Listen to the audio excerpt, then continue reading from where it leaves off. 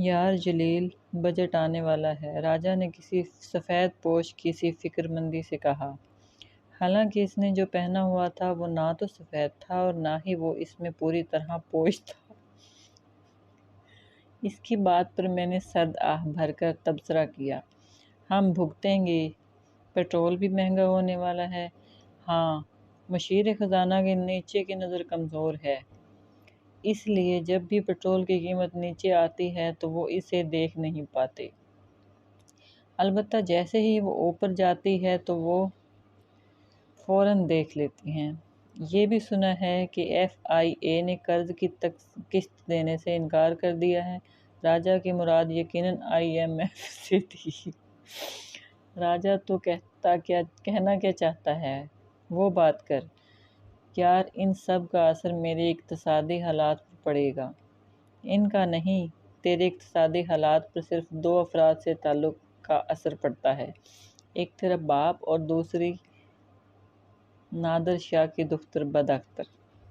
اگر فری کے اول سے تیرے تعلقات اچھے اور فری کے ثانی سے خراب ہوں تو اس کا مطلب ہے تیرے مالی حالات اچھے ہیں، اور اگر ترتیب اس کے الٹ ہو تو خراب ہوں گے۔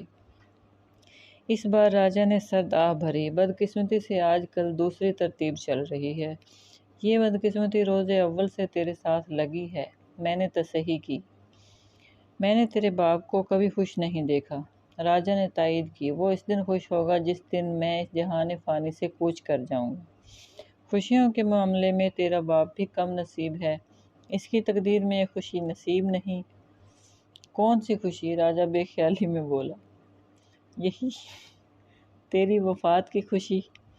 اس پر راجا نے نہایت غلط نظروں سے مجھے دیکھا۔ یہی خوشی شنوں کی قسمت میں نہیں ہے، اس کے نصیب میں تو دوسری خوشیاں نہیں ہیں۔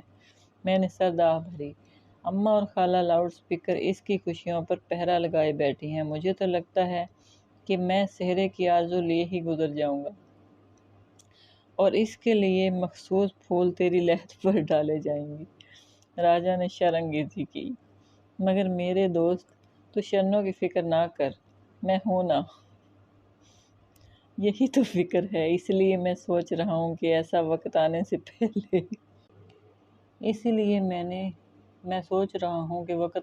پہلے میں تجھے بھی اپنے ساتھ لے جانے کا بندوبست کر لوں۔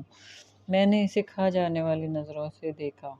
میں اور راجا علاقے کے پبلک پارک میں بیٹھے تھے، جس میں پبلک اتنی نہیں تھی جتنی کہ بھینسیں، اور یہاں ہر طرف گوبر کی بھینی بھینی خوشبو پھیلی ہوئی تھی۔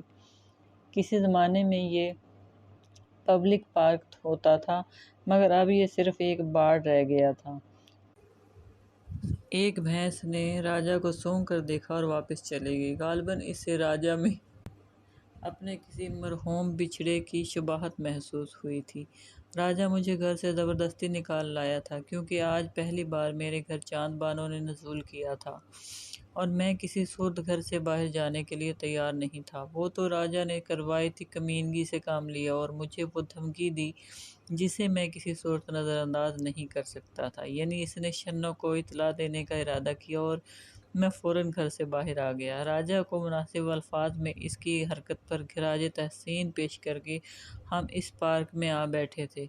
فتو کا ہوٹل ان دنوں تعمیر نو کے مراحل سے گزر رہا تھا، کیونکہ ایک بدخصلت راشی سرکاری افسر نے اسے اپنی بڑی سی کار کی پارکنگ کی راہ میں رکاوٹ قرار دیا تھا، اور گورنمنٹ کا عملہ اگلے دن آ کر اس کے ہوٹل کو ڈھا گیا تھا۔ اس میں فتو کا سماط شکن ڈیک بھی جام شہادت نوش کر گیا تھا، اور سنا ہے کہ فتو سے زیادہ صدمہ اس علاقے میں کام کرنے والے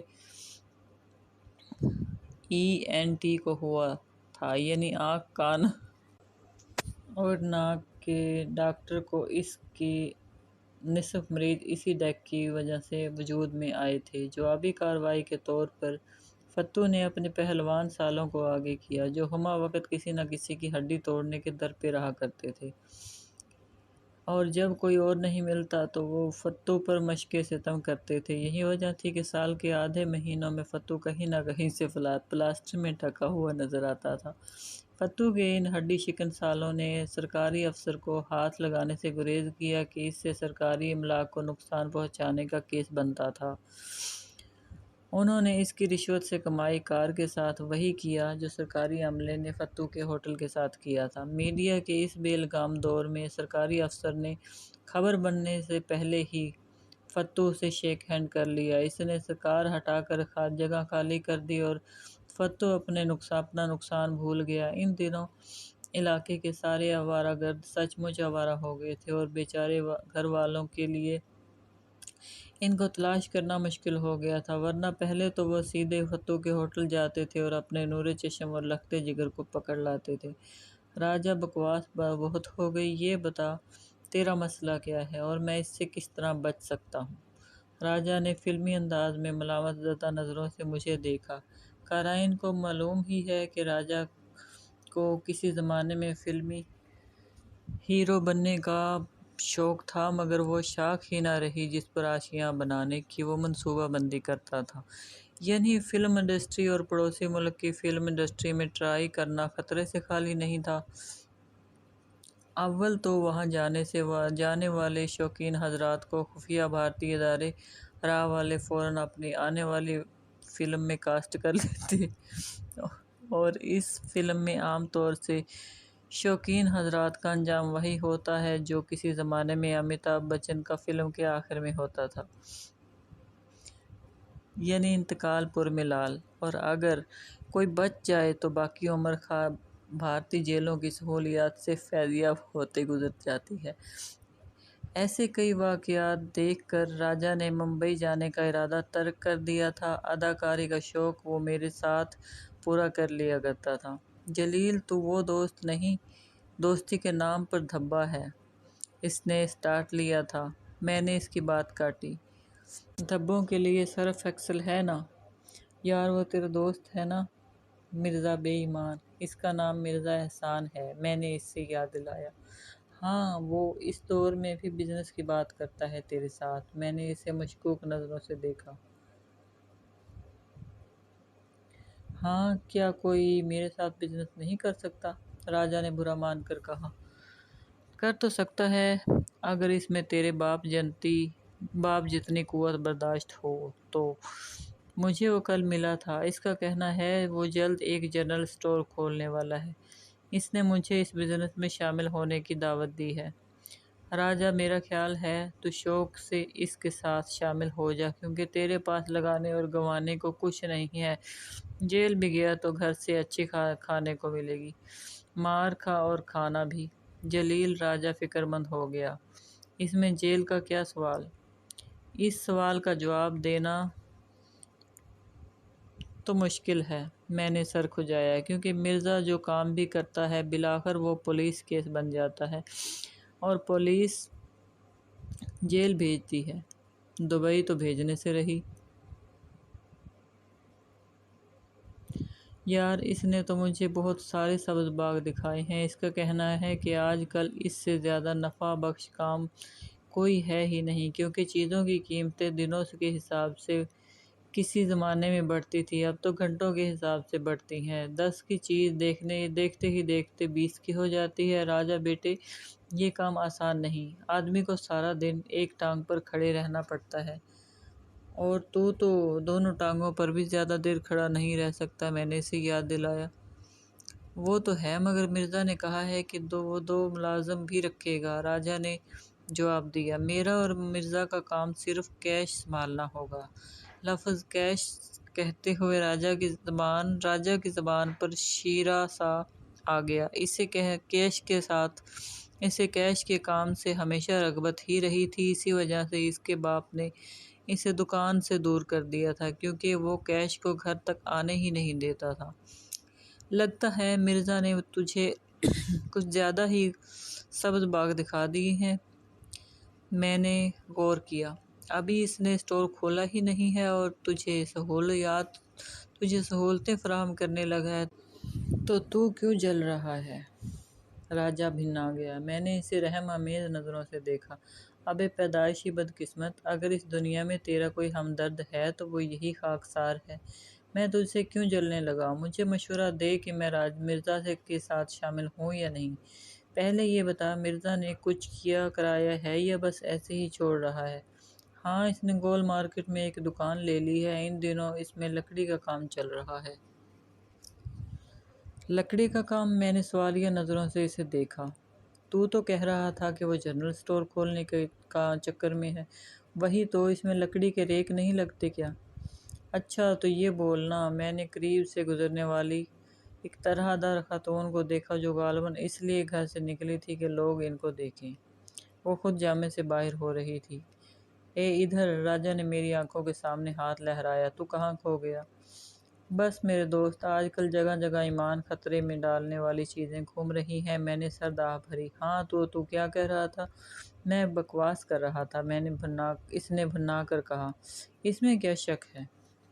میں نے اس کی تائید کی۔ مگر دوست، میں تیری بکواس بھی سننے کو تیار ہوں۔ جلیل تو کیوں میرے ہاتھوں مرحوم ہونا چاہتا ہے؟ اس نے دانت پیسے۔ میں مرزا کی بات کر رہا ہوں، تبھی تو میں کہہ رہا ہوں کہ تو بکواس کر رہا ہے۔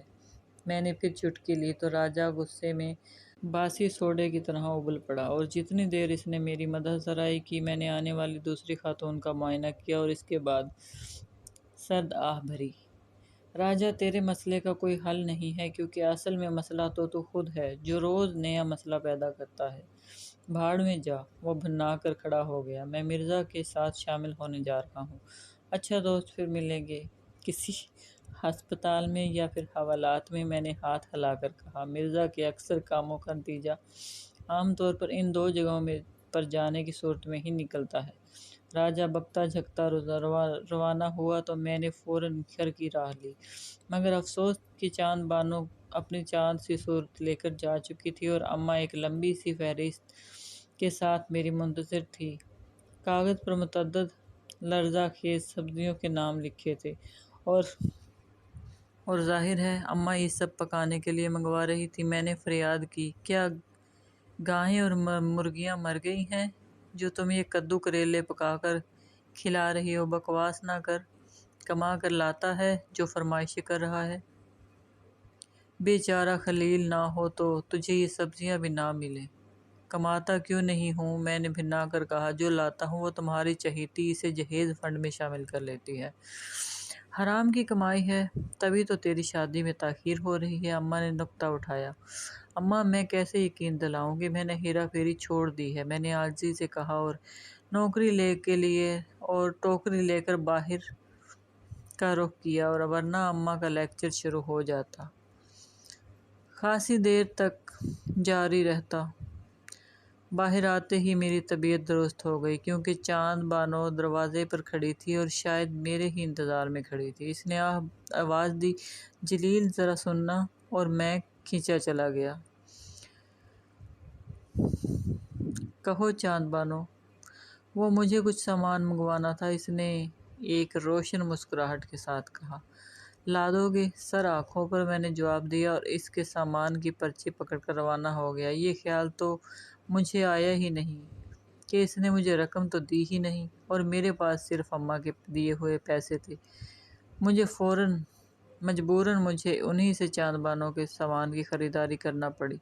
اب اماں کے سودے کی شاپنگ کہاں سے کرتا؟ سودے کے بغیر گھر جانا خطرے سے خالی نہیں تھا۔ چاند بانو سے مانگتے ہوئے شرم آتی تھی، اس لیے اسے سودا تھما کر میں نے خاموشی سے چھت کا رخ کیا اور بلی کی آواز میں شنوں کو سگنل دیا۔ وہ کچھ دیر بعد آئی۔ جلیل، خدا کے لیے بلی کی آواز تو درست کر لیا کرو۔ تمہاری آواز سن کر اماں نے کہا، ایسا لگ رہا ہے جیسے جلیل بلی کی آواز میں بول رہا ہو۔ اس نے آتے ہی کہا، اس کا مطلب ہے خالہ آواز شناس ہیں۔ میں نے خفت سے کہا، اور پھر سر آہ بھری۔ میرے دل کی آواز نہ جانے کب سنے گی؟ میرے دل کی آواز؟ تمہارے دل کی آواز میرے اماں نہیں بلکہ تمہاری اماں نہیں سن رہی۔ شنوں کچھ خفا لگ رہی تھی، اور اس کا لڑائی کا موڈ ہو رہا تھا۔ جلیل، یہ سلسلہ کب تک چلے گا؟ میرا خیال ہے کہ ایک آدھ مہینے تک ختم ہو جائے گا۔ کیا مطلب؟ وہ گھرائی۔ بھئی، میں ڈرامے والے سلسلے کی بات کر رہا ہوں۔ میں نے جلدی سے وضاحت کی۔ لگ رہا ہے جلد اس کا انجام ہونے والا ہے۔